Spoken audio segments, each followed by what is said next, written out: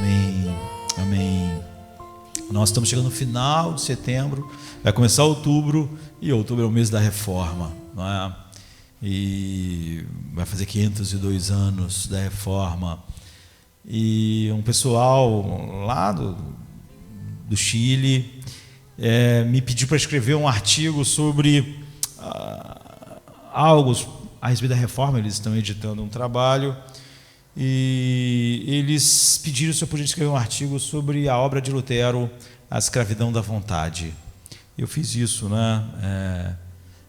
Escrevi esse artigo, ficou grande, com 50 páginas. E eu queria falar um pouco sobre parte, né, desse artigo, não sobre as 50 páginas.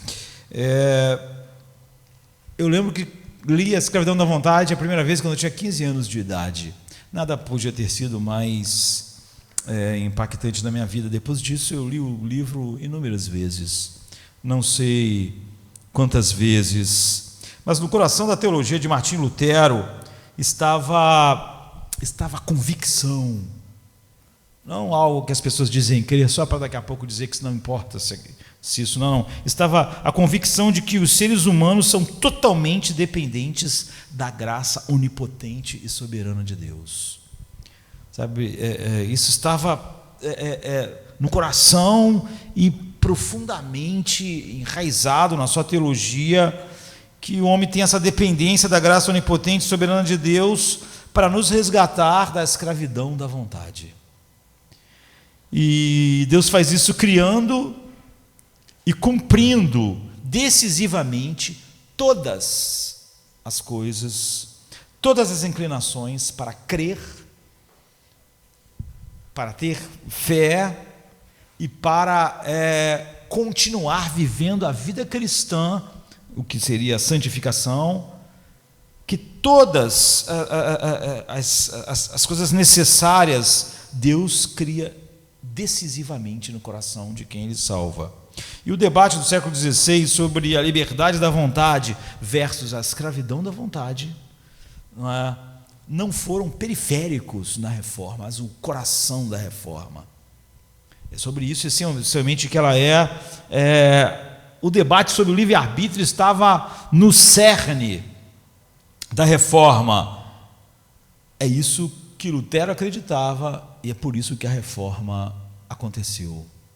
A ideia de que alguém poderia atribuir alguma coisa ao ser humano ou ao livre-arbítrio e ainda assim ser parte daquilo que a reforma fez seria totalmente escandaloso na mente de Lutero, porque isso era o que a Igreja Católica, através de Erasmo, estava defendendo, que Lutero disse que anulava o Evangelho. Então, o seu livro, A Escravidão da Vontade, foi uma resposta ao livro de Erasmo, pequeno, chamado O Livre-Arbítrio, do Livre-Arbítrio, escrito a pedido da Igreja Católica, você sabe, patrocinado a Henrique VIII, que depois vai passar a ser importante na reforma protestante na Inglaterra. Então, em 1537, 9 antes da morte de Lutero, ele escreveu ao Wolfgang Capito, e na carta de Lutero a ele diz assim: em relação ao plano de coletar meus escritos em volumes, a obra dele, eu não fico nem um pouco ansioso com isso, porque despertado por uma fome de Saturno, explicar isso, despertado por uma fome de Saturno, ele se compara a uma figura da mitologia grega, Saturno, que comeu a maior parte dos seus filhos. Por isso Lutero usa essa expressão. Em relação ao plano de coletar meus escritos em volumes, eu não fico nem um pouco ansioso com isso, porque despertado por uma fome de Saturno, eu prefiro vê-los todos devorados, todos o que eu escrevi, todas as minhas obras, pois reconheço que nenhum deles é realmente um livro meu de fato. Ou seja, foi mais a necessidade que me levou a eles. pois reconheço que nenhum deles é realmente um livro meu de fato, exceto o livro sobre a escravidão da vontade e o catecismo. Então é notável que de tudo que Lutero havia escrito, você pode ler os comentários de Lutero, os sermões de Lutero, todas as coisas, tudo que Lutero escreveu estão hoje guardados em 100 volumes, 100 grossos volumes. A obra de Lutero é tão grande que às vezes você fica pensando como Lutero escreveu tudo isso. Como? Porque nós sabemos que ele teve que escrever à mão. E quando você pensa nos 100 volumes que ele escreveu, para você ter uma ideia, se você tivesse que copiar à mão os 100 volumes de Lutero, e se você ficasse escrevendo sem parar, nem para comer, nem para ir ao banheiro, nem para ir dormir, e você escrevesse na velocidade comum que os seres humanos escrevem à mão, você ficaria 10 anos escrevendo sem parar. Para você escrever os 100 volumes dele, mas só para copiar. É óbvio que quando Lutero estava escrevendo os 100 volumes dele, ele não só ficava escrevendo, ele tinha que pensar, ele tinha que olhar a Bíblia, ele tinha que pensar sobre o texto, para escrever. Só que ele fez isso enquanto ele viveu uma vida de um pastor que pregava várias vezes na semana, tinha esposa e muitos filhos. No meio disso ele viu filhos morrendo na infância. No meio disso o Papa queria que ele fosse queimado na fogueira, exércitos estavam contra ele, ele estava sob ameaça. Ainda assim, Lutero disse, essa ideia de reunir tudo que eu escrevi em volumes não me causa não desperta nenhum desejo, nenhuma empolgação. E despertado por uma fome de Saturno, eu preferia que fosse tudo devorado, menos a escravidão da vontade e o catecismo. Isso é para você ver. Lutero viu sua defesa da escravidão da vontade, a sua demolição da visão do livre-arbítrio de Erasmo, tão crucial que ele queria que, junto com o seu catecismo, o que ele está dizendo é o seguinte: se só essa minha obra ficar, tudo estará bem. Toda a minha vida estará representada e todo o evangelho defendido apenas por essa obra. Então, que só isso fosse preservado mais do que qualquer coisa que ele havia escrito. Agora, por que para Lutero era tão importante a obra A Escravidão da Vontade? Lutero disse assim a Erasmo: é no mais alto nível sadio e necessário que um cristão saiba se sua vontade tem ou não alguma coisa a ver com assuntos relacionados à salvação. É do mais alto nível necessário. De fato, deixe-me dizer, essa é a dobradiça em que nossa discussão se volta. Pois se eu sou ignorante da natureza, extensão e limites do que posso e devo fazer em referência a Deus, serei igualmente ignorante e incerto da natureza, extensão e limites do que Deus pode e fará em mim por sua graça. Agora, se eu sou ignorante das obras e do poder de Deus, eu sou ignorante do próprio Deus. E se eu não conheço a Deus, eu não posso adorar, louvar, dar graças ou servi-lo verdadeiramente, pois eu não sei quanto devo atribuir a mim mesmo e quanto a ele qualquer coisa. Obras selecionadas, página 179. Então Lutero sabia que Erasmo, mais do que qualquer outro oponente, e teve vários oponentes contra Lutero, havia colocado o dedo na questão mais profunda em jogo na reforma. Era o inimigo a ser combatido e o desvio da verdade a ser combatido com mais veemência. A controvérsia sobre qualquer outra coisa, indulgência, qualquer outra doutrina, era era periférico, perto da centralidade disso. E a questão era se os seres humanos são pecadores, que a graça soberana de Deus deve, porque eles são pecadores a esse nível. Ela deve criar e deve cumprir todas as coisas decisivamente e todas as inclinações humanas para crer e obedecer a Deus ou não. Ou seja, se é a graça soberana que decisivamente cria tudo que alguém salvo crê e obedece e opera isso do início ao fim da vida, de tal maneira que a graça faz tudo, ou o homem coopera de alguma forma. Tudo é feito por Deus e acaba num só lhe deu glória, ou se algum ponto é atribuído ao homem. Ele diz, se alguma coisa, um átomo, um ínfimo, é atribuído ao homem, alguém não saberá mais aonde parar de louvar a Deus e louvar o homem naquilo que ele fez. Erasmo, ele não acreditava nisso. Erasmo, ele defendia e escreveu a pedido da Igreja Católica, mas Lutero, Calvino, Zwinglio e todos os reformadores, eles estavam exatamente sólidos e edificados sobre a verdade da graça soberana de Deus, que leva ao só lhe deu glória. Então, a crença de Erasmo de que o homem caído contribui com seu próprio poder determinante e decisivo para o ato da fé, e não só isso, seu poder decisivo para a continuidade na santidade, era na mente de Lutero uma subestimação perigosa, mas não só perigosa, fatal, mortal, da condição desesperada do homem sem Cristo. Isso não expressava o que o homem sem Cristo é, portanto, não expressava tudo o que a graça faz.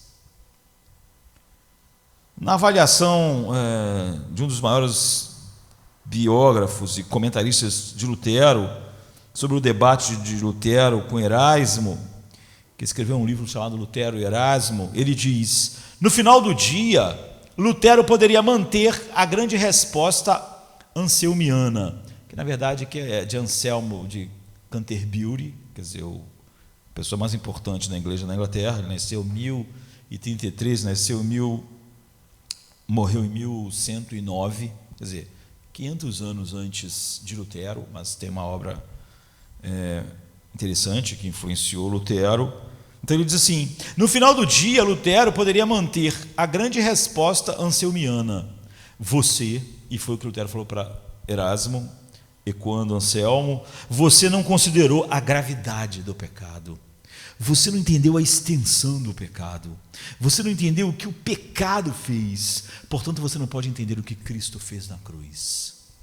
Quando você diminui a extensão do que o pecado fez, automaticamente aquilo que Cristo fez é diminuído.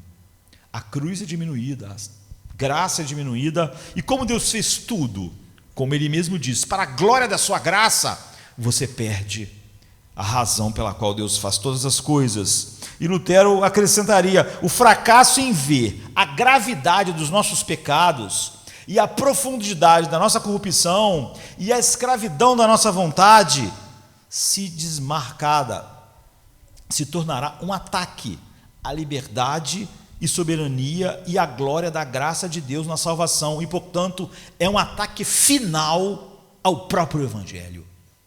Ou seja, o Lutero não é como as pessoas que pregam doutrinas da graça hoje, só para no final dizer assim, mas se você não acredita nisso, está tudo bem também.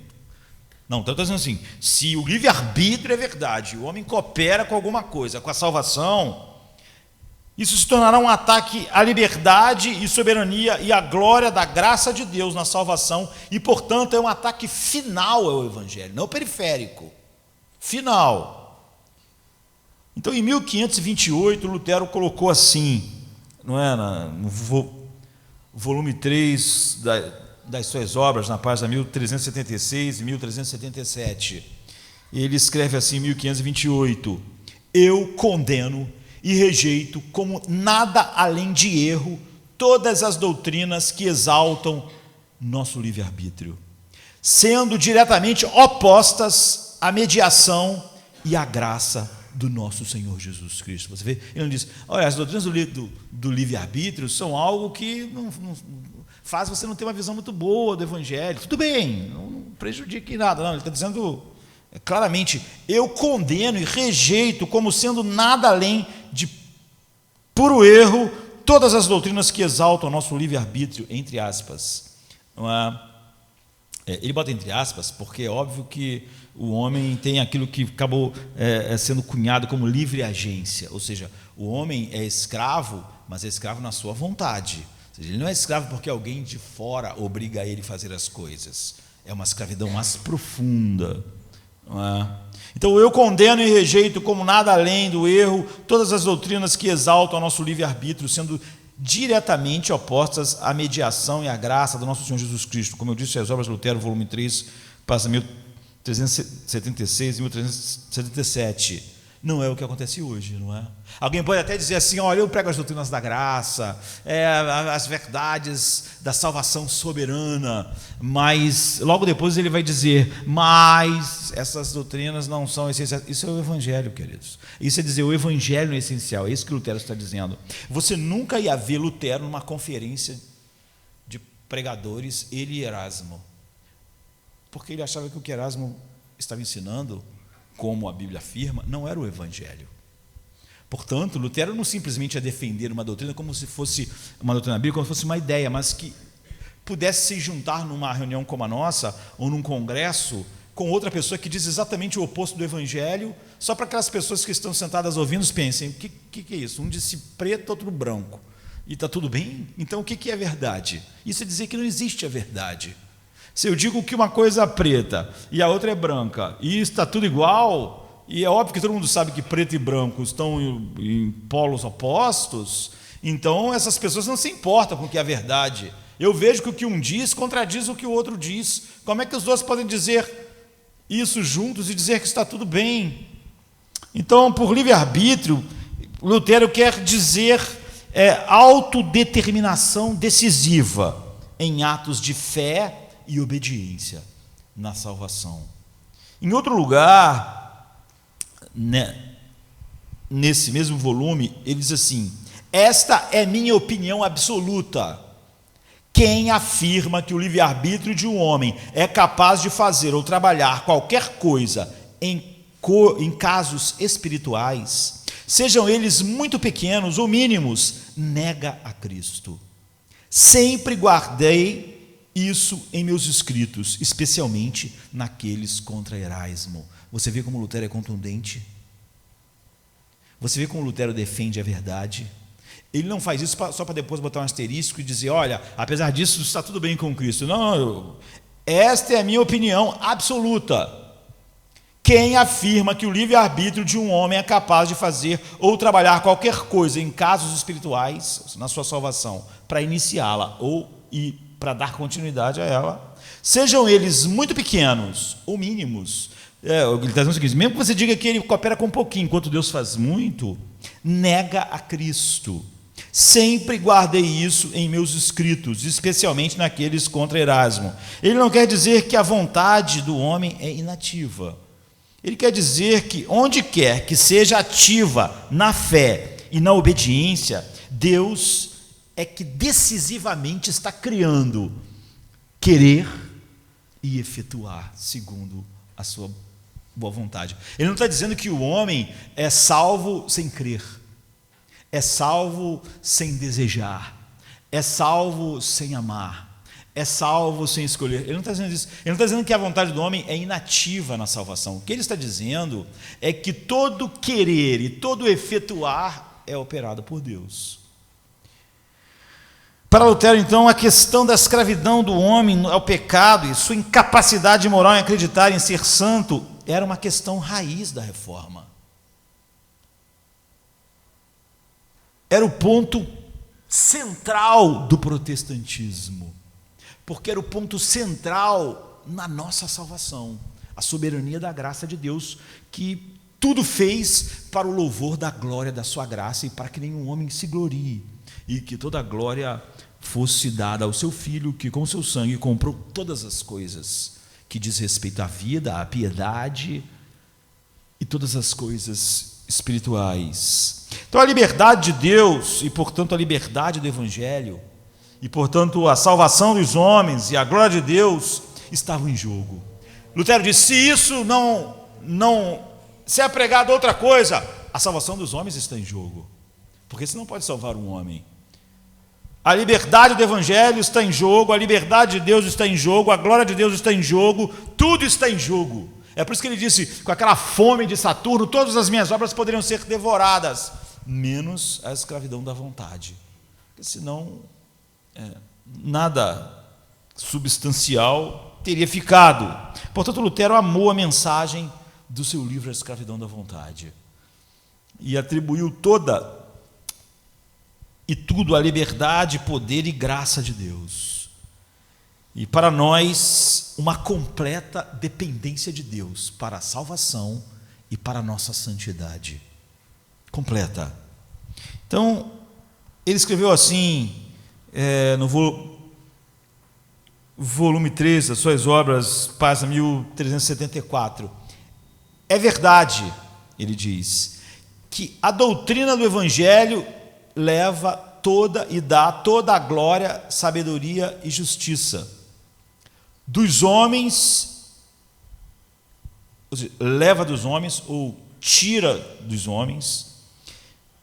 É verdade que a doutrina do Evangelho tira ou leva toda a glória, sabedoria e justiça dos homens e as atribui apenas ao Criador, que fez tudo do nada na nossa salvação. Ou seja, nós não levamos nada. Não há nada que aconteça na salvação que não seja tirado de nós e dado a glória a Deus, porque Ele fez tudo. Então, o que eu gostaria de fazer em resposta a essa posição da reforma é voltar para a Bíblia e ver como a Bíblia descreve a escravidão da nossa vontade, como a Bíblia descreve o remédio da graça de Deus. É isso que eu estava escrevendo lá, quando eu estava escrevendo a resenha do livro e um artigo a respeito. E como a Bíblia responde à pergunta se os humanos são seres tão pecadores que a graça soberana de Deus deve criar, e não só criar, deve cumprir decisivamente e totalmente cada inclinação do homem para crer e cada coisa que leva à obediência, ou seja, tanto na salvação quanto na santificação, quanto na glorificação. Espero que isso tenha um efeito bíblico sobre como você entende e prega sobre a verdade de Deus. Que você não entre nessa geração relativista, como você vê que Lutero não entrou, só para pregar uma coisa, para no final abrir um parêntese para dizer que o oposto daquilo também é a verdade. É como eu dizer que o casamento deve ser entre um homem e uma mulher, só para no final dizer, mas se também não for, também é casamento. É isso que as pessoas fazem com as doutrinas da graça. Então há pelo menos 5 maneiras pelas quais a Bíblia descreve a escravidão em que todo ser humano se encontra. Eu acho que elas resumem. Eu poderia colocar mais, mas mesmo tendo 50 páginas, um artigo tinha um limite. E se você vê essas coisas na Bíblia, você conhece a coisa mais importante a ser conhecida sobre todas as pessoas. Se você conhece o que a Bíblia diz a respeito da escravidão da vontade do homem, você conhece a coisa mais importante sobre reis e mendigos, sobre gente rica e gente pobre, sobre gente inteligente e gente com pouca capacidade intelectual. Você já conheceu sobre, sei lá, estrelas do cinema, atletas famosos, políticos famosos, ou pessoas que não têm nada, e você pode pensar qual é a grande necessidade das pessoas, mas você conhecerá a necessidade mais importante que todas as pessoas da Terra têm, se você conhecer isso, e você conhecerá o único remédio que só o Evangelho pode dar e mais nada, e esse é um presente e ao mesmo tempo é um fardo.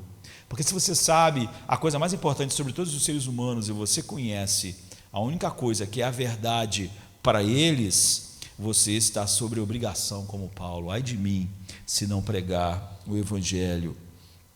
Então aqui esse conhecimento é dado, muita ação é necessária. E é isso que o Espírito Santo produz no coração dessas pessoas. Então, em primeiro lugar, o cativeiro, a escravidão da vontade, é o cativeiro da culpa legal e da condenação divina. Então, das 5 descrições que eu vou dar nesses próximos minutos, da nossa escravidão, da escravidão de todo homem, da escravidão da vontade do homem. Não é que o homem tem vontade de fazer algo e não pode, porque você não pode, porque você não é eleito. Não. O que é escravizado é a vontade dele, é por isso que a obra é a escravidão da vontade. Então, em primeiro lugar, o cativeiro da culpa legal e da condenação divina. E das 5 descrições da nossa escravidão, essa é a única que eu diria que é fundamental. Não que as outras não sejam importantes, mas elas derivam dessa. Os outros 4 descrevem as condições do homem interior. As condições do homem interior, que você não vai aprender na psicologia secular, no humanismo secular, que você vai aprender somente no Evangelho, e você vai ver que descreve todos os seres humanos que existem. As outras 4, então, descrevem apenas a condição do homem interior. Essa descreve o relacionamento legal do Deus com o homem. Portanto, ele é fundamental. Nós pecamos contra ele e somos legalmente culpados. Essa é a primeira coisa dessa escravidão da vontade. Estamos sobre a justa condenação de Deus, a justa ira de Deus. Paulo descreve a nossa situação assim em Romanos 3, 9, 10 e 19. Que concluiremos então? Estamos em posição de vantagem? Não.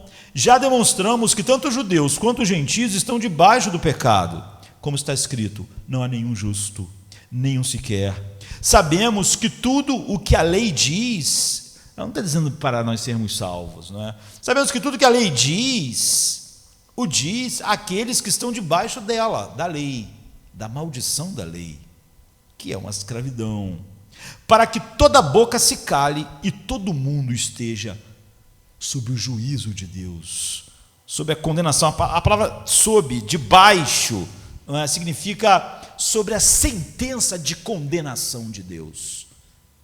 A palavra que ele usa, upodikos. Todos estão sob a sentença da condenação de Deus, sem exceção. Ou podemos dizer em cativeiro, aprisionados, aguardando a execução. Todos somos prisioneiros. E a execução, isto é o derramamento da ira de Deus sobre todos os pecadores que não foram propiciados pela obra da graça soberana. Paulo havia acabado de dizer em Romanos 2, 5, que aqueles que não são levados pelo Pai ao Filho e recebem o que a graça produz em nós, arrependimento e as coisas que o acompanham, estão acumulando ira para si mesmo no dia da ira, quando o justo julgamento de Deus será revelado. Assim como Jesus havia dito, quem estiver no Filho verá a vida, mas quem não está no Filho, a ira de Deus permanece sobre ele. Em João 3,36. Esse é o nosso relacionamento primário com Deus, de todos os homens. Essa é a verdade sobre, como eu disse, reis, rainhas e mendigos. Se você quiser pensar na maior necessidade do ser humano,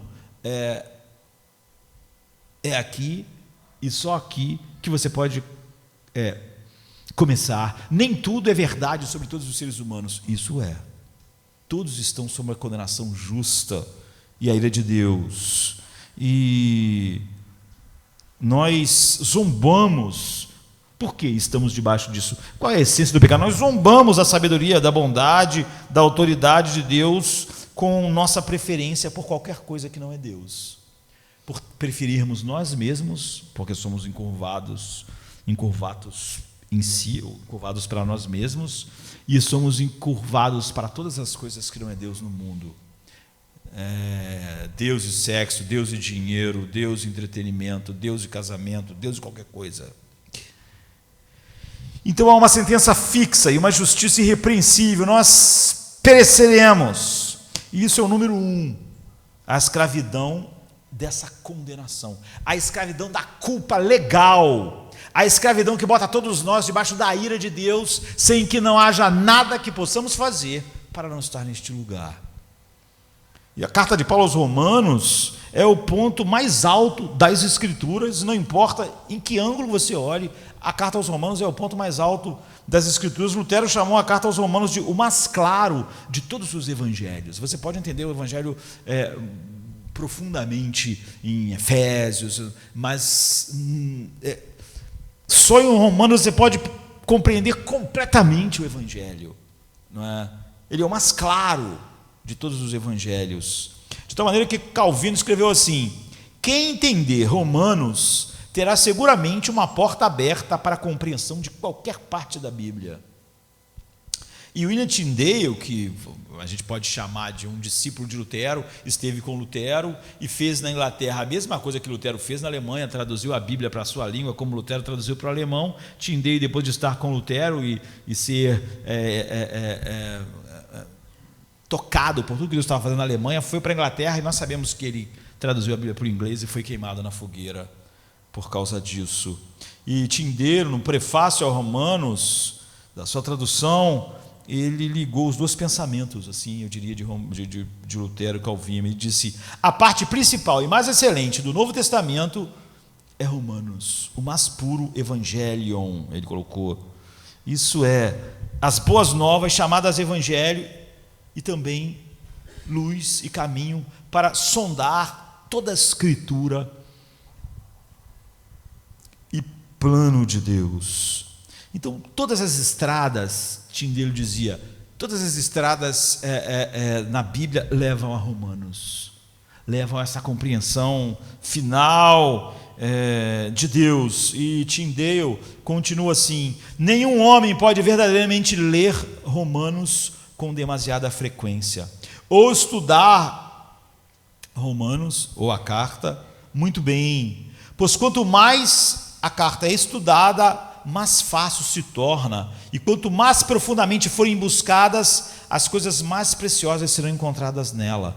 Tão grande é o tesouro espiritual que já está escondido aí em Romanos, que essa é a realidade. Por esse motivo, todos os homens, sem exceção, devem exercitar-se diligentemente neste ponto e gravá-lo dia e noite, continuamente, até que todos estejam completamente acostumados com tudo o que Romanos diz. Entretanto, nem todos os cristãos apreciam a magnificência de Romanos. Então, nós sabemos, por exemplo, que Lutero, ele disse que ele tinha que ler Romanos toda semana. Mas não só isso, toda semana alguém tinha que ler Romanos para ele ficar só sentado ouvindo, porque ele achava que a maneira com que a verdade entra na sua mente é diferente quando você está lendo e quando você está ouvindo. Então ele toda semana tinha que ler Romanos inteiro, e toda semana ele tinha que alguém pegar Romanos e ficar lendo enquanto ele ouvia. Hoje é mais fácil nós fazermos isso, temos dispositivos. Então é o mais puro evangelho, porque fala exatamente sobre isso que Lutero disse: se você não tem isso, o evangelho se foi. Todos os pecados estão aquém da glória de Deus e agora estão condenados sobre a ira de Deus e de um Deus onipotente. E há então esse problema chamado pecado, esse poder, que não é algo externo a nós, que nos escraviza lá no centro da nossa da vida, o coração, onde a Bíblia diz que saem as saídas da vida. Então é lá que o pecado reina. Ele reina onde nossas escolhas são feitas, onde nossos deleites são criados, nossos amores. E há um problema da sua consequência chamado ira. Outra maneira de dizer isso é que não há culpa, é que há culpa real em cada pessoa por causa do pecado. Há uma condenação real, há uma ira real. A conclusão de Paulo, depois de 2 capítulos, agindo como advogado de acusação, em Romanos 3:9, ele diz: pois que somos mais excelentes de maneira nenhuma, pois já dantes demonstramos que tanto judeus quanto gregos estão todos debaixo do pecado. E 3:22-23 diz: não há distinção, pois todos pecaram e estão destituídos da glória de Deus. E é uma boa definição do que é o nosso pecado, e por isso que tem principalmente a ver com Deus e não com o homem. A Bíblia nunca, quando começa a definir pecado, começa a dizer o que isso acontece com o homem, o que isso faz com o homem. Sempre a definição é em termos de Deus, porque dele, por ele e para ele são todas as coisas deviam dar glória eternamente a ele, como Paulo encerra Romanos 11. Então Romanos 12:24 diz: o nome de Deus é blasfemado. entre os gentios por causa de vós, além deles blasfemarem o nome de Deus o tempo todo, por causa de vocês, o único povo no mundo que tem a Bíblia, o nome de Deus também é blasfemado. O que faz o pecado não é primeiro o que fere pessoas, que leva pessoas para o inferno, faz as pessoas sofrerem, faz o mundo horrível, mas que blasfema a bondade de Deus, a fidelidade de Deus, a beleza de Deus, a sabedoria de Deus, as promessas de Deus, blasfema cada coisa que Deus é. Porque a glória de Deus pelo pecado, ela não é honrada porque eu dou mais glória, mais peso. Na minha vida, entre o meu trabalho e Deus, o trabalho tem mais peso. De tal maneira que, como eu regulo meu tempo? Se der tempo, eu estou dando peso. Glória é peso, importância. Eu dou mais glória ao estudo do que a Deus. Eu dou glória mais ao relacionamento do que a Deus. Se aquele relacionamento desonra um pouco Deus, olha, eu preciso desse relacionamento. Esse é o pecado. A santidade de Deus não é reverenciada. Eu acho que ela pode ser algo interessante, contanto que ela não me prive das coisas que eu dou mais peso. A grandeza de Deus não é admirada. Nós falamos, Deus é grande, mas ficamos com medo do homem. Deus é grande, mas queremos agradar a nossa cultura. É óbvio que nós achamos as outras coisas maiores. Isso é o pecado. Essa é a definição de pecado. O poder de Deus não é louvado. Nós falamos, o poder de Deus é infinito, mas começamos a ficar ansiosos com qualquer coisa amanhã. Nós falamos a verdade de Deus, o pecado é porque a verdade de Deus não é buscada. Nós falamos a verdade de Deus é tudo, mas a Bíblia diz uma coisa e a psicologia diz outra, e eu bem que acredito mais naquilo lá. A verdade de Deus não é buscada. Eu, quando quero tomar grandes decisões, a Bíblia não é a última coisa que eu consulto. Eu sei o que ela diz, mas eu vou tomar decisão baseada em outra sabedoria. A beleza de Deus não é valorizada, nós achamos tudo lindo. Tudo na criação causa afeições e empolgações, não Deus. A bondade de Deus não é saboreada.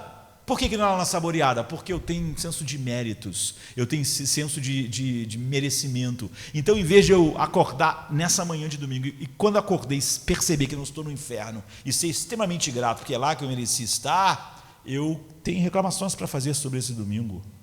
Sobre o tempo, sobre as pessoas, sobre onde Deus me coloca.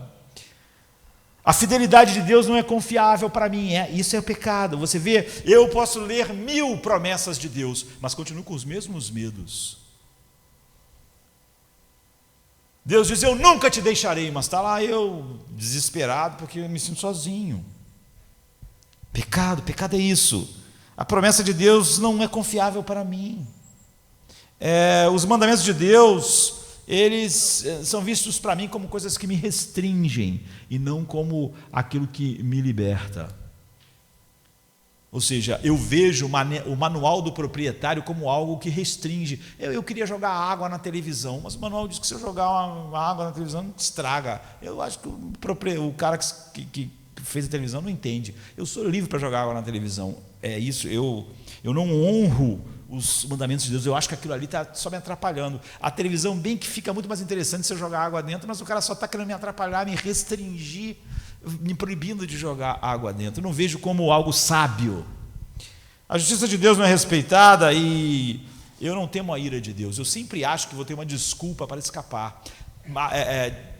Jonathan Edwards diz que a maior parte das pessoas que ouviram ele pregar sobre o inferno, ele tinha certeza que estavam pensando, eu não vou para o inferno.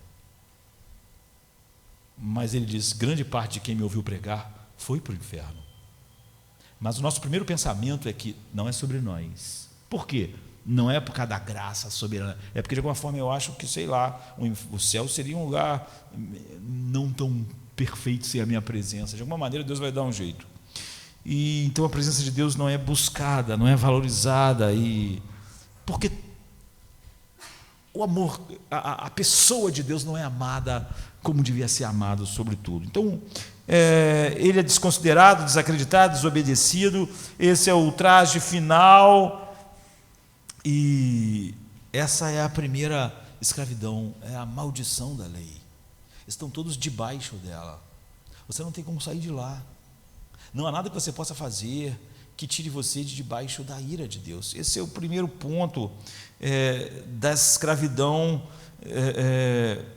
da vontade do homem. Esse é o ponto principal, porque todas as coisas interiores que nós vamos descrever nos outros 4 pontos são só o resultado dessa condição na qual você está. E o que a Bíblia diz é que você só escapa disso por Deus fazer algo que não tem nada a ver com você mesmo. Então há um verso na Bíblia, em Romanos 3, 24 e 25, que é um dos versos que eu quero que sempre esteja na minha mente. É bom ter muitas porções da Escritura na tua mente. Como Jesus, na cruz, Jesus não tinha uma Bíblia, não é? Mas ele podia mencionar, como eu estava vendo no início do culto, o Salmo 30, versículo 5, nas tuas mãos eu entrego o meu filho. Ele podia mencionar textos da Bíblia, porque ele a conhecia. Jesus venceu a tentação contra Satanás usando 3 textos de Deuteronômio 6. Você conhece Deuteronômio? E se o diabo te tentar como tentou Jesus, você vai conhecer Deuteronômio para responder a ele. Você vai poder dizer assim: está escrito. Aí você, meu Deus, está escrito aonde? O que está escrito? Você conhece. Depois você diz assim: não tenho recursos, pastor, as tentações são muito grandes. Você não tem espada, você não conhece. O mundo tem muitos argumentos falaciosos. O humanismo secular tem um monte de argumentos. Nós devíamos ter uma resposta bíblica para todos os argumentos do humanismo secular. Às vezes você não tem, ou seja, você se vê numa situação em que você não tem uma espada para lutar, mas você teve anos para estar preparado. Então Jesus, com um único capítulo do livro de Deuteronômio, respondeu 3 vezes Satanás na tentação. Está escrito.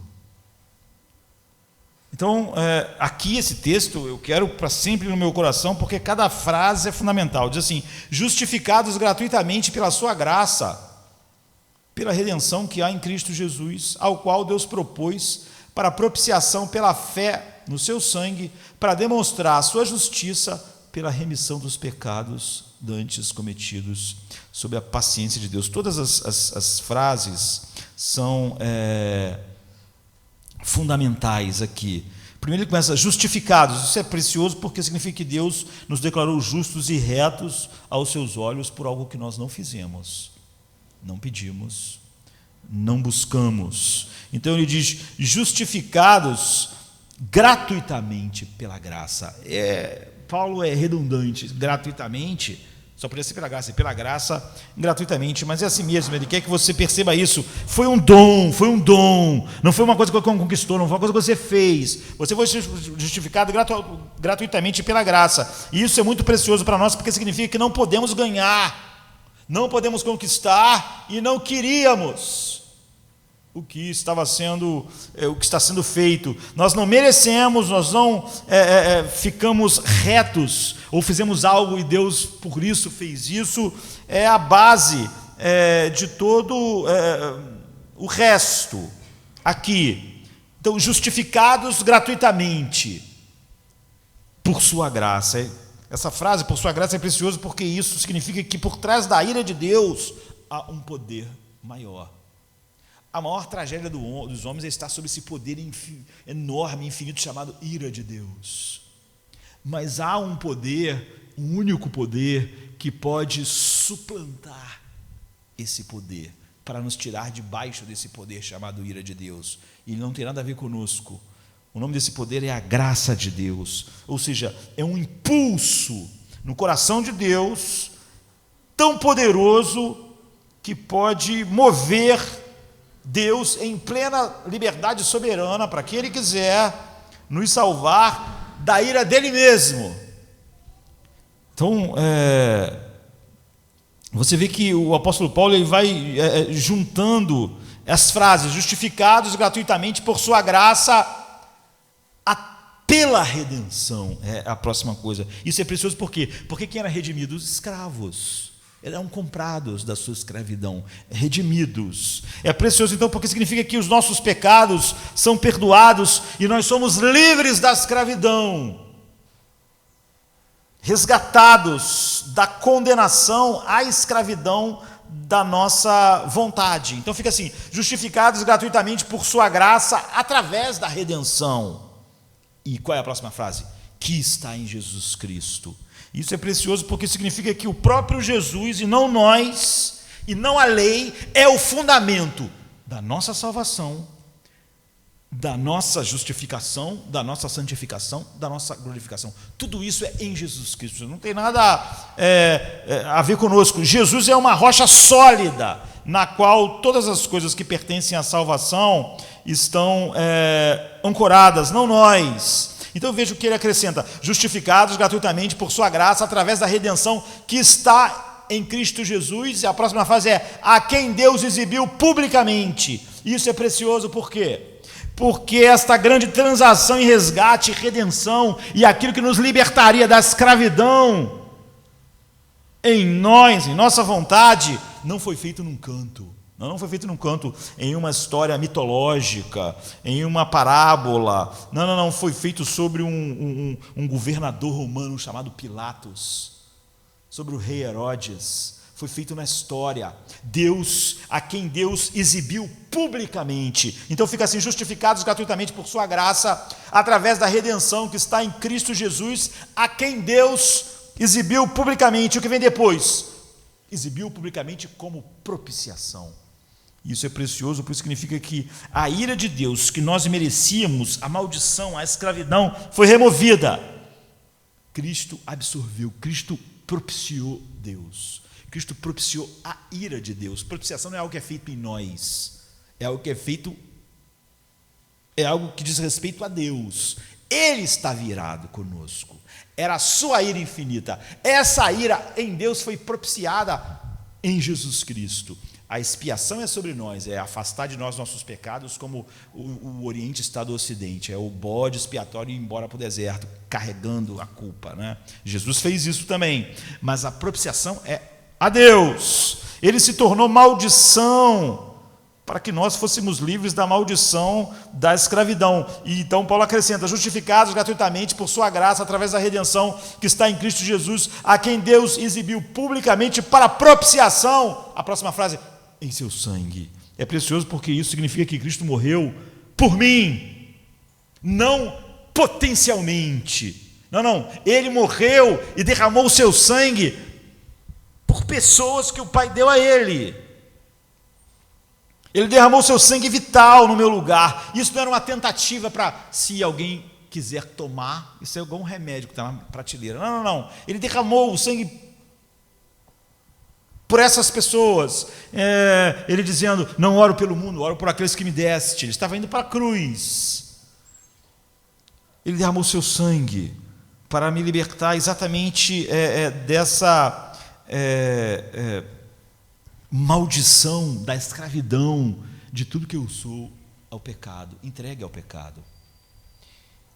E ele acrescenta: pela fé, justificados gratuitamente por sua graça, através da redenção que está em Cristo Jesus, a quem Deus exibiu publicamente como propiciação pela fé. Isso é precioso porque mostra como eu e você nos tornamos beneficiários disso.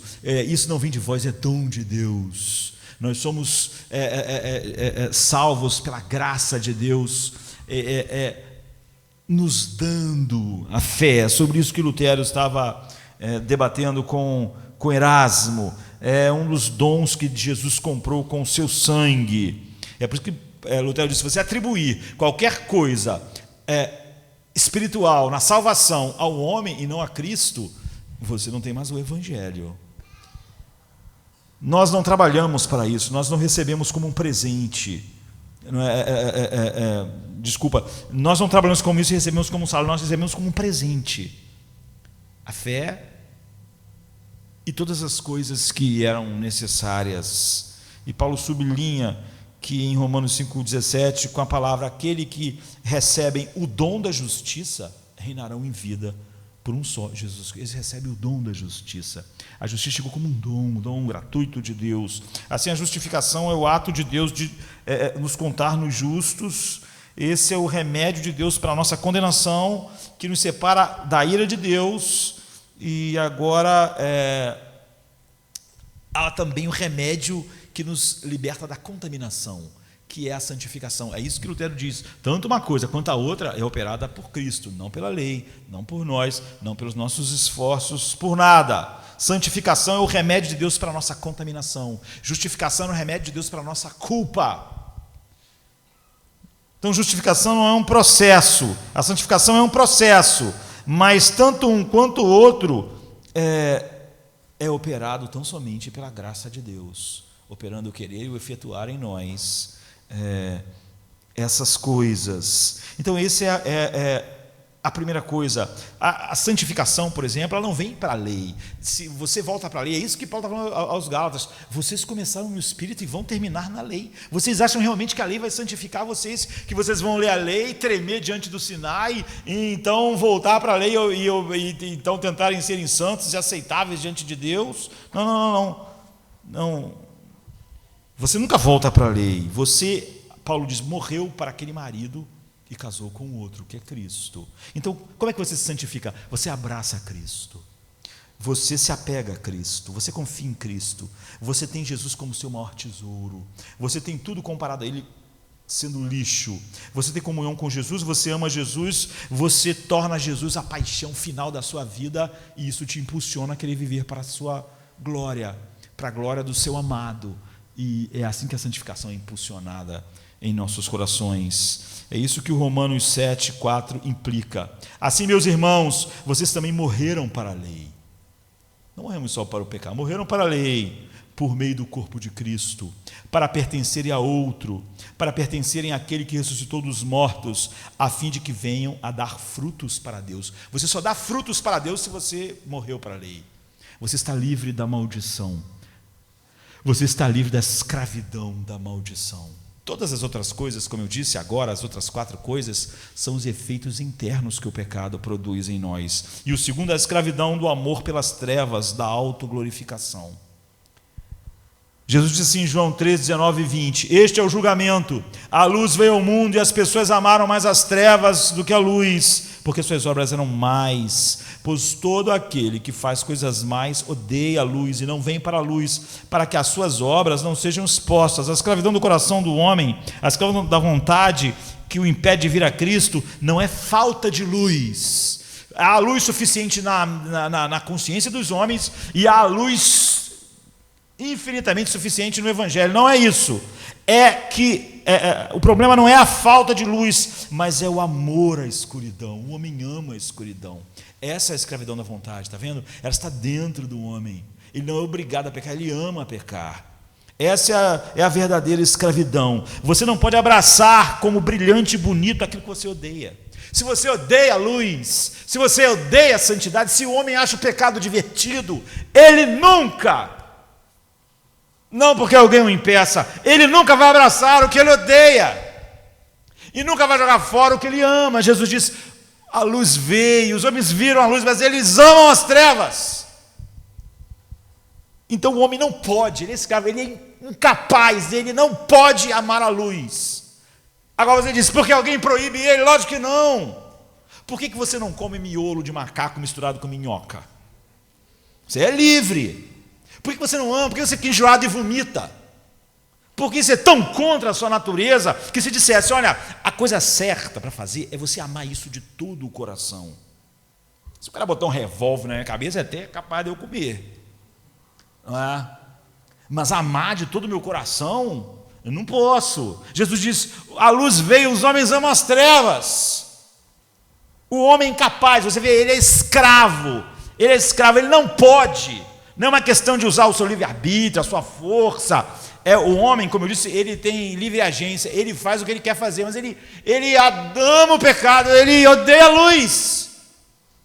Você não pode, e você não pode repudiar como sombrio o que você ama. Você não pode repudiar alguém que você mais ama. Pelo contrário, você minimiza os defeitos. O ódio e o amor não são decisões. Você não pode decidir, agora eu vou decidir amar isso. O médico vai dizer para você, brócolis é a coisa melhor do mundo. Brócolis faz bem a isso, faz bem aquilo outro. Você pode até comer brócolis. Eu não como. Mas você pode. Mas amar brócolis não é uma decisão. E não adianta nós falarmos, você pode acostumar.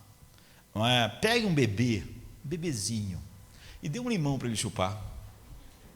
Vê se em 1000 bebês algum vai achar o limão gostoso, não vai fazer uma careta. Não é uma questão de um bebê falar, eu adoro limão, e o outro não adorar o limão. É azedo. Odiar e amar não são decisões, são profundas preferências controladoras da alma, são o que a nossa alma prefere. Amar é isso. Minha alma prefere. A escuridão tem um gosto bom para todo ser humano, e a luz tem um gosto ruim. Todo ser humano acha a escuridão uma delícia, e todo ser humano acha a luz horrível. Jesus disse, porque ela expressa a maldade do coração do homem, e a última coisa que o homem quer ver exposto é que ele é mau e gosta da sua maldade. Ele peca e ama o pecado. Você não pode apreciar como maravilhosamente doce o que é amargo. Você não pode sentir como algo maravilhosamente doce o limão, porque ele não é. E você não pode ter uma aversão pelo que é bom para você. Se você acha que ter sexo com alguém é maravilhoso para você, você nunca vai ter aversão a isso. Você vai encontrar 1000 razões para justificar isso. Você vai falar que é o amor, você vai falar que também não é assim, que você precisa ser feliz.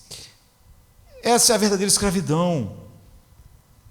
Há vários você não pode, o homem não pode amar a luz porque ele ama as trevas, e você não pode amar as duas coisas ao mesmo tempo. Elas são opostas. O homem é escravo.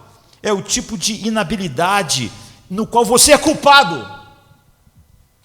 Você pode dizer assim, é uma inabilidade, então como é culpado? É culpado porque não são coisas que nós somos forçados a fazer. O pecado, o diabo não força nós pecarmos, nós gostamos de pecar. E ele também. É por isso que Jesus diz, vocês são mentirosos, são filhos do diabo, porque vocês gostam de satisfazer o pai de vocês, porque vocês são iguais a ele. Ele é o oposto da santidade, e vocês também são. Ninguém peca contra gosto. Todos vocês pecam desde o início porque vocês amam as trevas e odeiam a luz. Essa é a escravidão. Você vê, a escravidão interna.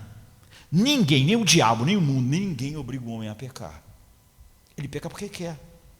Mas ele peca porque a sua vontade, o seu coração é escravo da escuridão. Ele ama a escuridão.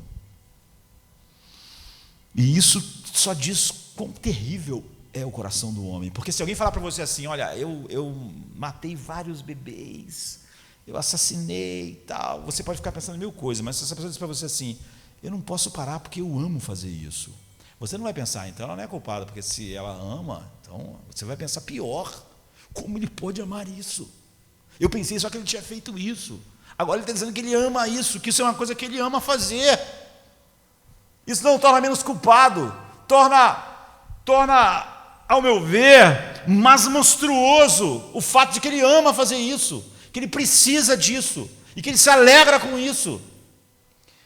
Jesus nos dá uma janela para esse amor à escuridão que cria a escravidão. Ele diz assim em João 5, 43 e 44, eu vim em nome do meu Pai e vocês não me aceitaram, mas se outro vier em seu próprio nome, vocês aceitarão. Como vocês podem crer se aceitam a glória que vem um dos outros, mas não procuram a glória que vem do Pai? É isso que Lutero estava mostrando a Erasmo, essa é a dificuldade atual. Essa é uma pergunta retórica de Jesus. Como vocês podem crer? Não podem. Porque você vê que a pergunta contém a própria resposta. Ele espera que nós saibamos a resposta e nós podemos refazer a pergunta para que contenha a resposta. Ele está dizendo, como vocês podem crer?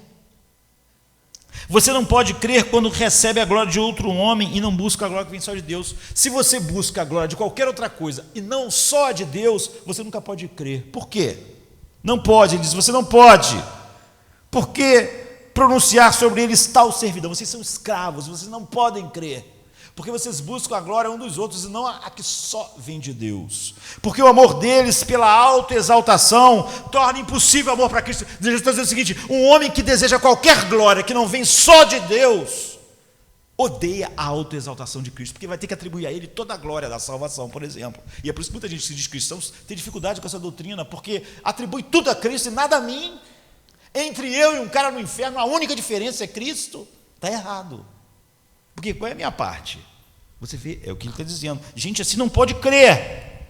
Jesus é a luz que acaba com as trevas de toda a autoexaltação humana. As doutrinas da salvação são as doutrinas que acabam com a exaltação de todo ser humano.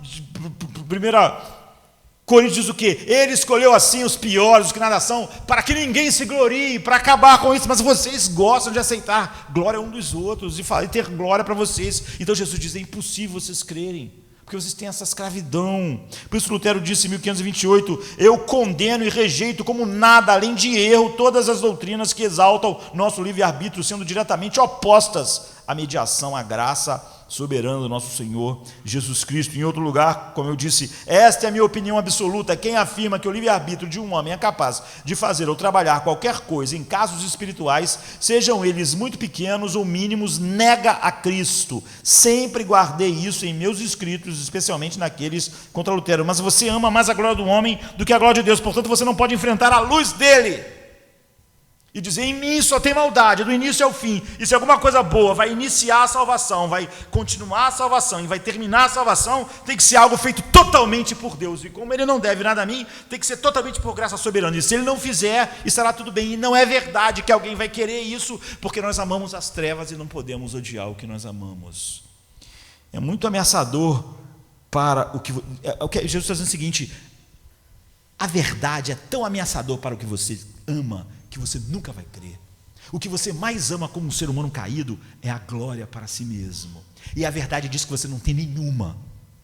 Então isso é tão ameaçador para o que você ama, que é a glória para si mesmo, que você sempre vai dizer: eu não posso aceitar, essa doutrina não entra na minha cabeça, eu não posso aceitar. Você ama o lugar de honra nas festas e os melhores lugares nas sinagogas e as saudações nos mercados e ser chamado de rabino, Mateus 23, 6 e 7. Mas Jesus é a luz que acaba com o amor de toda glória que é dada a nós mesmos. E sua luz, esse desejo é feio e tem um gosto miserável. Receber glória dos outros e desejar glória dos outros e tirar a nossa autoestima da glória do que os outros dão e não daquilo que Cristo fez, se torna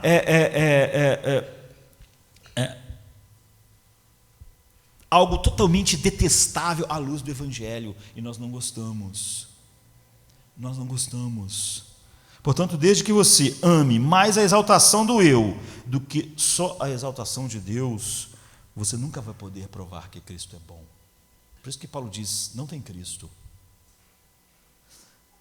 Não podes, você está preso ao amor pelas trevas da autoglorificação. É por isso que você vai ver muitos cristãos dizendo que tem dificuldade com as doutrinas da graça, que dá toda a glória a Deus, mas nunca vê ninguém dizendo: eu tenho uma dificuldade com o livre-arbítrio. Você nunca viu isso. Eu tenho uma dificuldade com essa coisa que atribui ao homem. Nunca vê isso. Você nunca vê as pessoas com dificuldade com o que a psicologia secular diz. Você nunca vê. Na igreja visível, não. Terceiro lugar, o cativeiro do ódio pela supremacia de Deus. Você vê que são 5 coisas que juntas são a escravidão da vontade. A terceira coisa é o cativeiro ao ódio pela supremacia de Deus. Esse é o outro lado da escravidão ao amor à autoexaltação. É o lado negativo. Mas recebe uma atenção especial de Paulo. Então nós devemos salientar. Paulo diz assim: a mentalidade da carne é a morte. Fronema, que é a palavra que ele usou, é mais do que só mentalidade, como fica aqui. As pessoas lutam para traduzir, é assim mesmo. É uma orientação, disposição, é um curso de atitude. Nós podemos dizer o curso de atitude de todo o coração humano, ou a orientação. Aqui na tradução, lá no grego, fronema, né? Aqui a mentalidade da carne é a morte, toda a inclinação do coração humano. Mas a mentalidade do espírito é vida e paz. Pois a mentalidade da carne é inimizade contra Deus, é hostil, pois não se submete à lei de Deus de fato, não pode. Ela é escrava, ela não pode. Quem está na carne não pode agradar a Deus, a não ser que alguém tenha sido regenerado soberanamente pelo Espírito Santo e seja uma nova criatura com um novo coração que a graça dá. Ele não pode agradar a Deus. Nenhum ser humano não habitado pelo Espírito Santo pode agradar a Deus, nenhum, em nada que faz. Isso, esse texto está cheio de não pode, é incapaz, é escravo, não pode, é muito pesado, porque essa é uma verdadeira escravidão. Por quê? A inclinação e a disposição e a mentalidade do coração são hostilidade ou inimizade a Deus. Por quê? Isso é insano, não é? Ele diz, porque não se submete à lei de Deus. De fato, eu digo, não pode se submeter. E a resposta, a mentalidade da carne, Paulo diz, não se submete à lei de Deus, porque ela odeia Deus. Ela odeia Deus. Deus é rei. A lei dele é absoluta e a carne odeia a supremacia de Deus. Diz assim em Romanos 9, 15, 16, pois ele diz a Moisés, terei misericórdia de quem eu quiser ter misericórdia, isso é supremacia. E terei compaixão de quem eu quiser ter compaixão. Portanto, não depende do desejo ou do esforço humano, mas da misericórdia de Deus. As pessoas odeiam a supremacia de Deus. Isso é a essência da escravidão do coração do homem. Isso Paulo está dizendo que existia dois tipos de pessoas no mundo. Só existem dois tipos de pessoas no mundo. Aqueles com a mentalidade da carne, ou seja, todo mundo que nasceu aqui, e aqueles que têm o Espírito Santo habitando neles. Versículo 9. Você, no entanto, não está na carne, se você nasceu de novo, mas no Espírito. O Espírito Santo, o Espírito em letra maiúscula. Se de fato o Espírito Santo habita em você. Porque quem não tem o Espírito de Cristo não pertence a Ele. Ou seja, quem tem o Espírito de Cristo, agora tem um coração que quer exaltar totalmente a Cristo, ama a supremacia de Cristo e que Cristo fez todas as coisas, e Ele recebe toda a glória na minha salvação. Se o Espírito Santo não habita em mim, Paulo diz, você tem uma mentalidade hostil a essa supremacia. Toda pessoa, por natureza, além da obra do Espírito Santo, tem uma mentalidade da carne, ou seja, é hostil a Deus, ao Deus como a Bíblia revela. E você não pode submeter a uma lei cujo primeiro mandamento é amar a Deus se você é hostil à lei de Deus. Paulo diz, ninguém pode amar a lei de Deus. E como é que você pode se submeter à lei cujo primeiro mandamento é amar a Deus se você o odeia? E todo homem natural o odeia. Todo homem natural está em oposição final a todo mandamento de Deus, porque o mandamento de Deus é só o resumo de amá-lo. Você não pode amar o que você odeia. Você não pode sentir assim, quer dizer que tem muitas pessoas querendo amar a Deus e ele não pode, porque não é eleito. Isso é ridículo. Porque o homem odeia Deus, ele não ama a Deus, não quer amar a Deus. Você não pode amar o que você odeia. Isso são contradições. Além da graça soberana, todos nós odiamos estar sob a autoridade de Deus. Odiamos pertencer a Ele, odiamos a ideia de que nós só existimos para a glória dEle, que o nosso casamento existe para a glória dEle, que o sexo existe para a glória dEle, que o nosso dinheiro existe para a glória dEle, que tudo existe para a glória dEle. Nós odiamos. Nós não achamos bom, não achamos certo, achamos que essas coisas deviam de alguma maneira servir a nós, e Deus devia dar essas coisas a nós. Enquanto estamos no cativeiro do ódio pela supremacia de Deus, você vê, essa é uma expressão tremenda da escravidão da vontade. Em quarto lugar, eu falei que ia ser 5, não é? Para nós encerrarmos e terminarmos, é o cativeiro da morte espiritual. Quando um dos seus discípulos disse a Jesus, Senhor, deixe-me primeiro enterrar o meu pai, Jesus respondeu assim em Mateus 8, 21, siga-me e deixe os mortos enterrarem seus próprios mortos. E na parábola do filho pródigo, o pai implorou ao irmão mais velho para celebrar, e ele diz assim em Lucas 15, 32, o seu irmão estava morto e agora está vivo. E Paulo estende essa linguagem, descreve de maneira teológica, a todos os seres humanos. Em Efésios 2 ele diz, vocês estavam mortos em suas transgressões e pecados, nos quais costumavam viver, quando seguiam a presente ordem deste mundo, o príncipe do poder do ar, o espírito que agora atua nos filhos da desobediência. Anteriormente, todos nós também vivíamos entre eles, satisfazendo as vontades da nossa carne, seguindo os seus desejos e pensamentos. Como os outros, éramos, por natureza, filhos da ira. Todavia, essa é a graça. É a única coisa que liberta da escravidão da vontade. Deus, que é rico em misericórdia, pelo grande amor com que nos amou, deu-nos vida juntamente com Cristo, quando ainda estávamos mortos. Que veio um suprim de vida, eu falei alguma coisa que fez Deus fazer. Não, Ele nos deu vida em Jesus Cristo quando estávamos mortos em transgressões.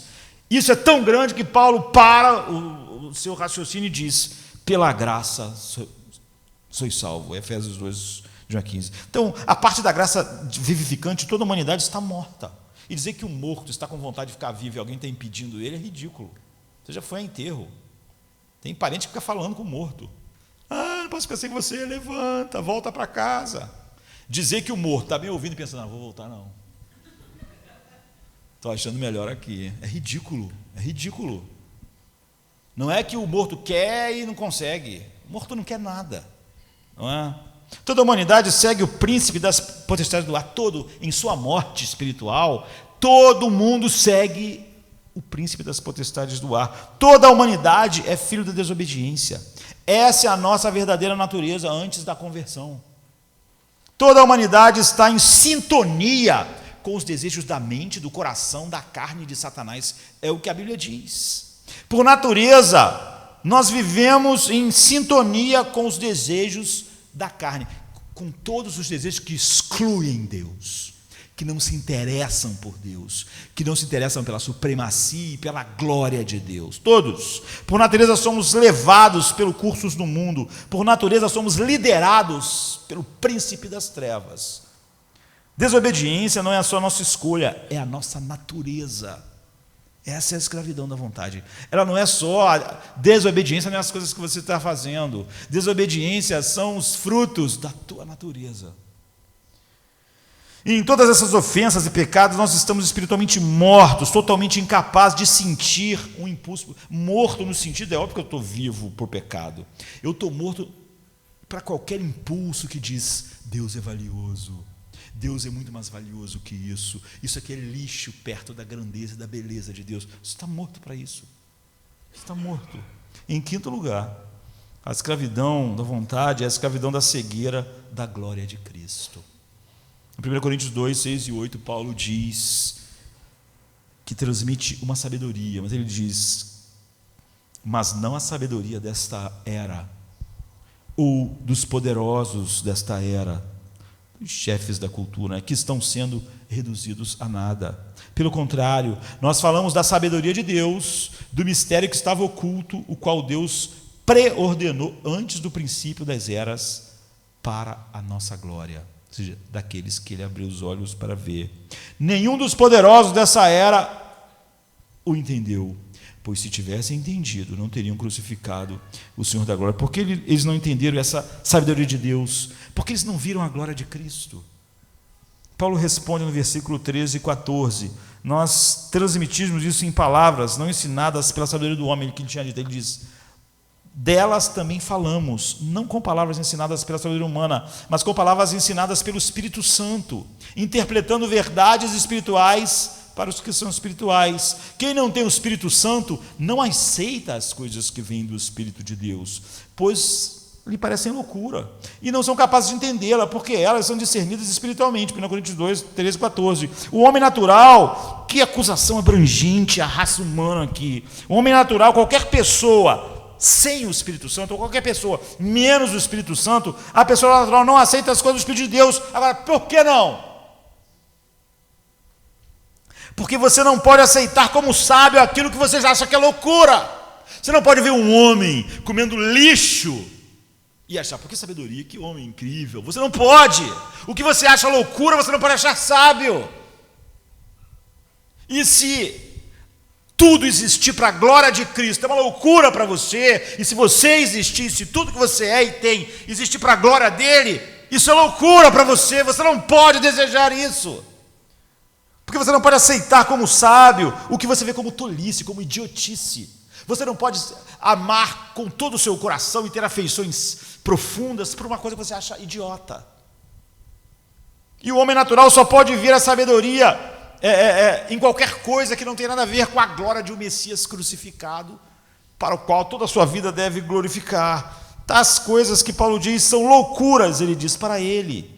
E ele não pode conhecê-las, porque só podem ser vistas espiritualmente. O homem nunca vai olhar para Cristo e pensar: o Rei da Glória, eu existo por causa dele. Ele é minha paz, ele é minha alegria. Ele é minha alegria indizível e cheia de glória. Se eu tenho ele, os homens podem me matar. Se eu tenho ele, a morte pode vir. Se tenho ele, tudo está bem. Se eu tenho ele, o meu homem exterior está se deteriorando, mas eu sou renovado a cada dia. Se eu tenho ele, nunca haverá desespero no meu coração, porque a paz vai comer todo o desespero. Se eu tenho ele, eu tenho tudo.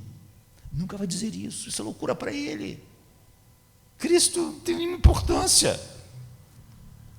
Nunca pessoas assim vão entender: nos gloriamos na esperança da glória de Deus, ou nos gloriamos nas tribulações, em vez de ficarmos desesperados, queremos morrer, nós nos gloriamos na tribulação.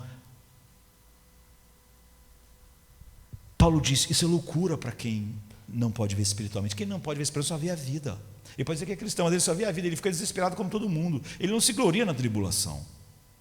Ele não consegue ver mais do que esse mundo. E piora, nossa cegueira natural é explorada e endurecida pelo príncipe desse mundo. Como nós somos cegos, o príncipe desse mundo aproveita disso e ataca aí. No caso dele, 2 Coríntios 4,4 diz: o Deus deste mundo cegou a mente dos incrédulos, para impedi-los de ver a luz do evangelho da glória de Cristo, que é a imagem de Deus. Eles já achavam aquilo tudo uma loucura, tolice e estupidez. E ainda eles ficam cegos totalmente para isso. Então existe uma luz divina, sobrenatural, que brilha através do evangelho, que é uma coisa chamada a glória de Cristo. É o evangelho da glória de Cristo. Há uma luz tão brilhante, tão linda, mas o homem não vê. Nenhum ser humano, além da onipotente graça soberana de Deus, supera essa cegueira, pode ver essa glória. Quando eles olham para isso, eles pensam: idiotice, tolice. O que? Jesus pode ser minha alegria? Eu posso ter uma alegria que vence toda a tristeza? Eu posso, mesmo quando a tristeza chegar, ficar triste, mas sempre alegre? Eu posso ter uma alegria indizível e cheia de glória? Você não sabe o que Freud disse a respeito disso. É o que as pessoas dizem. Elas estão dizendo o que é para mim? Você é um tolo porque acredita no que Paulo diz. Você não é sábio. Você não sabe o que a última pessoa que sentou imaginando como é a mente humana disse que é. Você é um tolo. Mas homens tolos assim, para o mundo, deixaram seus corpos ser queimados. Homens tolos assim como Paulo deixou ser decapitado. Homens tolos como Lutero disseram: vocês podem cortar minha cabeça, porque meu Deus vai me dar outra. Podemos perder família, bens, poder, porque Jesus nos dá o seu reino. Mas para muitas pessoas, famílias, bens, poder é concreto. Jesus é muito vago para eles.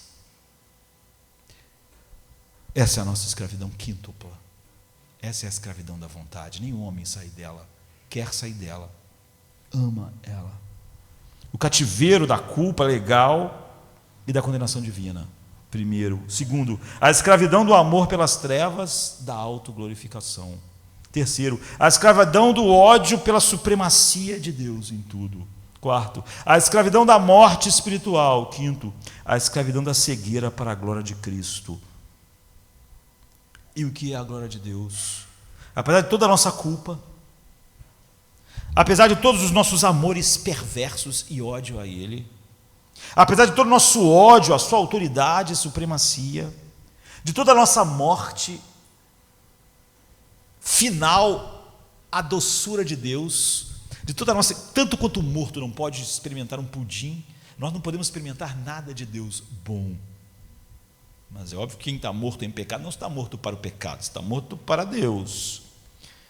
E toda a nossa cegueira à sua glória, apesar disso, a graça nos salva de modo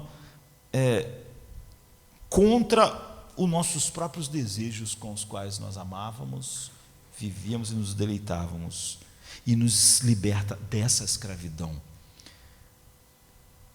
Para o cativeiro da nossa culpa, Deus diz: Cristo levou os nossos pecados em seu corpo no madeiro, para que pudéssemos morrer para o pecar e viver para Deus. 1 Pedro 2,24. Ou Cristo sofreu uma vez pelos pecados, os justos pelos injustos, para nos levar a Deus. É óbvio que quando ele faz isso, ele morreu, nos deu um novo coração, porque senão ia nos levar a um Deus que nós odiávamos. Romanos 3,24. Somos justificados por sua graça como um dom, através da redenção que está em Cristo Jesus, a quem Deus apresentou como propiciação pelo seu sangue para a remissão dos nossos pecados. Foi o texto que a gente viu frase por frase. Agora, para o cativeiro do nosso amor por nós mesmos, ele diz assim, ele dá o presente do arrependimento que leva ao conhecimento da verdade, para que você volte a si e escape da armadilha do diabo, depois de ser capturado por ele para fazer a vontade dele, como está em 2 Timóteo 2, 25, 26. Lutero diz assim: o arrependimento dos maus amores que dominavam a minha alma é obra soberana de Deus. Como eu poderia rejeitar meus amores? Para o cativeiro do nosso ódio pela supremacia de Deus, a Bíblia declara: ninguém pode dizer Jesus é o Senhor, exceto no Espírito Santo. 1 Coríntios 2,13. Quer dizer, ninguém pode dizer Jesus é o Senhor, não está dizendo que ninguém pode dizer essa frase, porque é óbvio que Satanás pode dizer essa frase, você pode dizer essa frase, e a gente pode pegar qualquer pessoa na rua e falar assim: diz aí Jesus é o Senhor. O cara vai dizer o que Lutero está dizendo, o que a Bíblia está dizendo, que ninguém pode dizer Jesus é o Senhor, realmente se submetendo alegremente ao senhorio dele. Ele tem o direito de tudo na minha vida, e tudo é para a glória dele, se o Espírito Santo não fizer isso. Ninguém pode dizer isso de verdade, com deleite no coração. Então, Jesus diz: eu estou enviando o meu Espírito para o coração de vocês, para que vocês possam clamar Abba Pai. Jesus é o Senhor. Então, abraçar com alegria o senhorio e a soberania de Cristo é uma obra soberana do Espírito Santo. Ninguém pode fazer isso sem Ele. E a escravidão da morte espiritual, ele diz: quando você estava morto em sua ofensa, ele que fez o quê? Ele ressuscitou você junto com Cristo. Pela graça sois salvos. E a escravidão última da cegueira para a glória de Deus, da face de Cristo, que o Deus desse século operava. A Bíblia diz que a resposta é um haja luz de Deus. Quando Deus disse haja luz, não havia coisas no mundo para cooperar com Deus. Ele disse haja luz ao nada. É assim que ele faz conosco. Paulo diz: ele brilhou em nossos corações para iluminar o conhecimento da glória de Deus na face de Cristo. Pois Deus que disse: das trevas resplandeça a luz, como lá no Gênesis, Ele mesmo brilhou em nossos corações para a iluminação do conhecimento da glória de Deus na face de Cristo. Mas nós temos esse tesouro em vasos de barro, para mostrar que este poder que a tudo excede, que nos levou a ver essa glória de Cristo, provém de Deus e não de nós.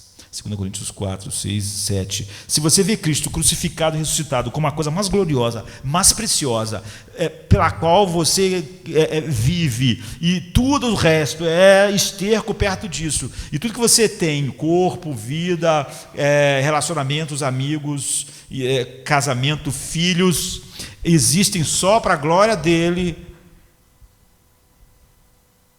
então você é um milagre ambulante. É contra toda a sua natureza, é contra tudo que você é. Lutero estava certo sobre isso.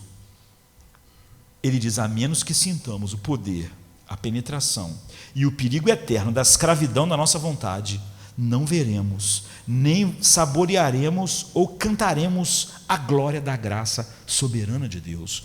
Por isso Lutero disse, como vimos, o fracasso em ver a gravidade dos nossos pecados e a profundidade da nossa corrupção e depravação e a escravidão da nossa vontade, se desmarcada, se tornará um ataque final à liberdade e soberania e à glória da graça de Deus na salvação, e portanto é um ataque direto ao próprio Evangelho. Ele não diz que é um desvio que você pode ainda crer no Evangelho com isso. Ele diz é um ataque direto ao Evangelho. Para Lutero, a questão da escravidão do homem no pecado e sua incapacidade moral de acreditar era então a questão da reforma. Era o ponto central de tudo. A liberdade de Deus e, portanto, a liberdade do Evangelho e, portanto, a salvação dos homens, a glória de Deus, estavam em jogo. E é por isso que ele estava disposto a perder família, bens, poder, vida. Lutero colocou assim: eu condeno e rejeito como nada além de erro todas as doutrinas que exaltam o nosso livre-arbítrio, sendo diretamente opostas à mediação e graça ao nosso Senhor Jesus Cristo. Por livre-arbítrio, ele quer dizer aquilo que ele deixa claro: qualquer autodeterminação decisiva na nossa fé, salvação e santificação. Tudo isso foi operado, e como nós vimos em outro lugar, ele disse: essa é a minha opinião absoluta. Quem afirma que o livre-arbítrio de um homem é capaz de fazer ou trabalhar qualquer coisa, em casos espirituais, sejam elas muito pequenas ou mínimas, nega a Cristo. Sempre guardei isso em meus escritos, especialmente naquele contra Lutero. Então, voltando à questão principal para encerrar, ele diz: os seres humanos são tão pecadores que a graça soberana de Deus deve criar e cumprir decisivamente todas as inclinações humanas em crer, obedecer e perseverar diante de Deus. E a resposta de Lutero a isso foi sim. E de todos os reformadores, sim, porque essa é a resposta bíblica. E é a conclusão das Escrituras. Então o pelagianismo está errado. O homem caído não pode criar suas próprias escolhas sagradas. E o semipelagianismo igualmente errado. No ato de fé e na busca da santidade, o homem não completa o que a graça dá. Deus nos dá um tintim de graça para todos os seres humanos, porque para não ficar sendo pelagiano, o semipelagianismo fez isso, né? Deus dá uma graça assim para todo mundo, uma gracinha. E cada um agora é o ser humano que decide tudo. Não. Deus, a graça, como o Lutero está dizendo, é o poder decisivo e final. E Armínio, ele era um pastor reformado holandês que começou a ensinar uma forma de graça universal que fazia todos salváveis e não salvava ninguém. Totalmente diferente do que a Bíblia ensina. E ele negou, por exemplo, Armínio, o decreto da reprovação e modificou o ensinamento sobre o pecado original, que ele havia a depravação total, como a Bíblia mostra, como ele havia recebido dos seus professores. Apesar dessas críticas às suas opiniões heterodoxas, ele foi nomeado professor de teologia de Leiden em 1603, onde ele ensinou até morrer em 1609, com 49 anos de idade. E ele encontrou seguidores, e eles, liderados principalmente por Simon Episcópios, desenvolveu um sistema em 5 pontos que negavam essas doutrinas fundamentais da graça, portanto da salvação. Em 1618, o Sínodo de Dort foi convocado na Holanda e respondeu aos 5 pontos. Eles chamam isso de 5 pontos do calvinismo, mas isso não tem nada a ver com o que Calvino estabeleceu os 5 pontos ou Lutero. É que os arminianos propuseram 5 pontos e foi respondido biblicamente 5 pontos. Se eles tivessem falado 7, iam responder 7. E reafirmando o ensino bíblico do pecado original, seus efeitos, a escravidão da vontade humana e tudo que nós vimos nesses 5 pontos, nessa escravidão da vontade quíntupla que o homem tem. Mas o ensinamento dos arminianos não morreu e se espalhou pela igreja da Inglaterra, pela liderança do arcebispo Laud. E a igreja da Inglaterra, apesar de continuar com seus artigos corretos, reformados, os 39 artigos da igreja da Inglaterra, ela se tornou arminiana. Porque o arminianismo foi apoiado pelos Stuart, que governaram a Inglaterra, a grande dinastias dos Stuart, tanto tempo. E após a restauração da coroa e a expulsão da maioria dos puritanos da igreja da Inglaterra, esse arminianismo racionalista se tornou a teologia predominante da igreja da Inglaterra. Embora ainda houvesse uma parte comprometida com a doutrina da reforma, e John Wesley, ele recorreu a essa herança arminiana e tentou mesclar, falando sobre uma visão um pouco mais bíblica da condição do homem como perdido em pecado e condenado em Adão, mas ao mesmo tempo ele ensinou que Deus deu a todos a capacidade de responder ao Evangelho, uma graça preveniente. Isso é nada mais do que um rearranjo do semipelagianismo. E todo o ensino resultante era muito instável, e sempre que alguém tenta, se você lê as obras, a sistematização sempre segue o curso natural de negar as verdades da graça de Deus. Por fim, a depravação do homem, e acabam sempre exaltando o livre-arbítrio, exatamente o oposto do que acontece na reforma. Então, o poder e a difusão da nossa servidão são tais que Deus deve criar, cumprir decisivamente ato de fé e a busca da santidade, e nos fazer perseverar, e nos faz perseverar até o fim, e de tal maneira que Deus faz tudo. Não é que Deus faz uma parte e nos dá uma graça, por exemplo, proveniente, e a gente faz um uso disso. Não, Deus faz tudo. É por isso que Paulo diz, 2 Tessalonicenses 1:11, conscientes disso, oramos constantemente por vocês, para que nosso Deus os faça dignos da vocação, e com poder Ele cumpra todo o bom propósito e toda obra que precede da fé. Ele cumpra isso, Ele mesmo. Assim o nome do Senhor Jesus Cristo será glorificado em vocês, e vocês nele, segundo a graça do nosso Deus e do nosso Senhor Jesus Cristo. E ele descreve o seguinte, em 1 Coríntios 15:10, pela graça de Deus eu sou o que sou. E sua graça para comigo não foi em vão. Pelo contrário, eu trabalhei muito mais que os outros, embora não fosse eu, mas a graça de Deus que está em mim, ela que trabalhou. A obra de Paulo não foi adicionada à obra dele. Ele diz assim, Deus me deu graça e eu fiz tudo, e aí isso junto foi uma grande coisa, porque a graça me ajudou. Não lembro o que ele diz. Ele diz, não fui eu, contudo não fui eu, embora não fosse eu, mas a graça de Deus que está comigo, é ela que fez tudo. É assim que ele instrui todos nós a vivermos. Assim, meus amados, como sempre vocês obedeceram, não apenas em minha presença, porém muito mais agora na minha ausência, põe em ação a salvação de vocês, com temor e tremor, porque é Deus que opera em vocês tanto o desejo quanto o realizar, de acordo com a vontade dele.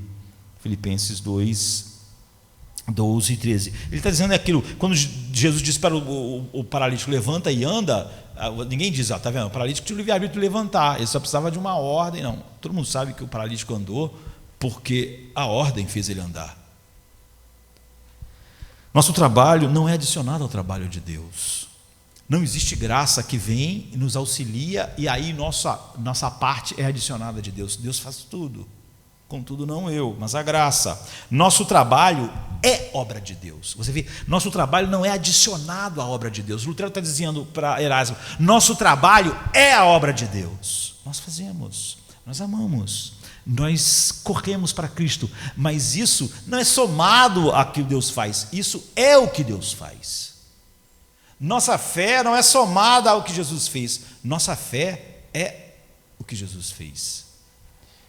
Veja como Jonathan Edwards relaciona Deus e o que a gente faz. Jonathan Edwards diz assim, nas suas obras, volume 21, página 251, ele diz assim, nós não somos meramente passivos em fé e obediência, ou seja, no começo e durante. Nem Deus ainda faz alguma coisa e a gente faz o resto, mas Deus faz tudo e nós fazemos tudo. Deus produz tudo e nós agimos tudo. É assim, Ele produz tudo e a gente age tudo.